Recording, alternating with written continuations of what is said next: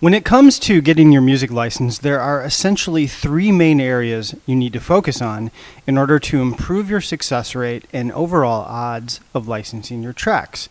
These three areas are what I like to think of as the three pillars of music licensing. They are number one, your songs, number two, your production, and number three, your marketing. Your songs need to be good in order to get licensed. This should be rather obvious, but your songs need to be good, and ideally they need to be great. There is a lot of music out there, and the reality is there are a lot of musicians or people who like to think of themselves as musicians trying to license their music. I listen to a lot of it because a lot of these so-called musicians send me their tracks, and most of it isn't that good, to be honest. Most of it is what I would call mediocre.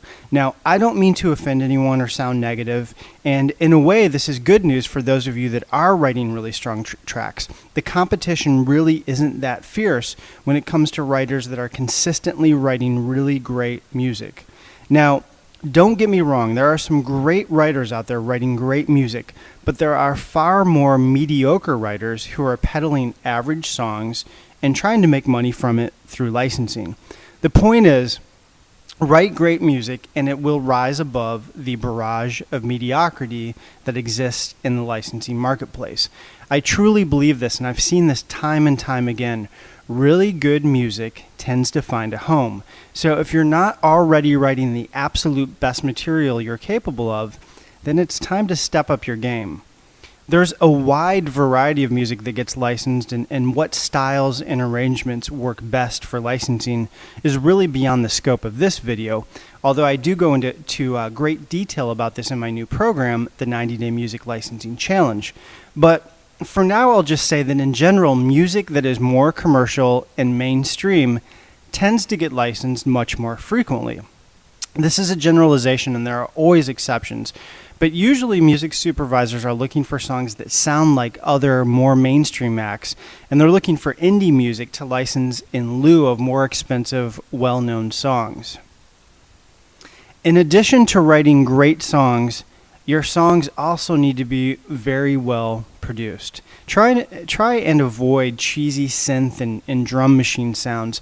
Your productions need to be crisp and clean, and they need to be ready to be used as is. They need to be what's considered broadcast quality. This is a really big subject, and there's an extensive audio and video program, as well as one-on-one training specifically about the subject of music production that's included as a part of the upcoming 90-Day Challenge. But for now, here's a really simple exercise you can do to gauge whether or not your songs are in the ballpark. Look for music publishers' websites online and listen to music that they're already licensing, and listen to the quality of the productions. Many publishers have samples of their catalog available to listen to directly on their sites, and I'll link to a couple below this video for you to check out. This is a fantastic exercise for familiarizing yourself with what's out there production-wise. Again, my new 90-Day Challenge music licensing program goes into great detail specifically about music production. There's a lot to learn. You may be able to produce tracks yourself that are strong enough to license, or you might need to go into a pro studio. It really depends on your situation, the gear you have, and whether or not you have the production skills necessary. But the bottom line is that you can't skip this step.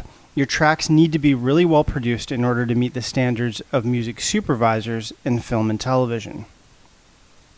And finally, once you have great songs that are well produced, you need to connect them with the right people. There are several different avenues you can pursue. You can work with music publishers who will help you shop your music directly to music supervisors for a percentage of your publishing income. You can work with music libraries that many supervisors and media creators turn to in order to find music. Or finally, you can approach music supervisors directly yourself.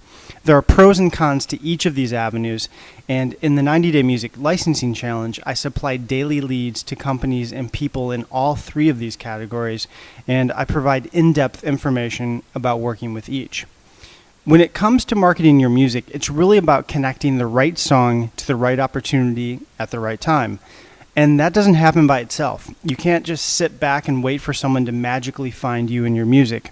It doesn't work this way. The 90-day challenge includes 90 daily licensing leads of places that are looking for new music and open to hearing music from you.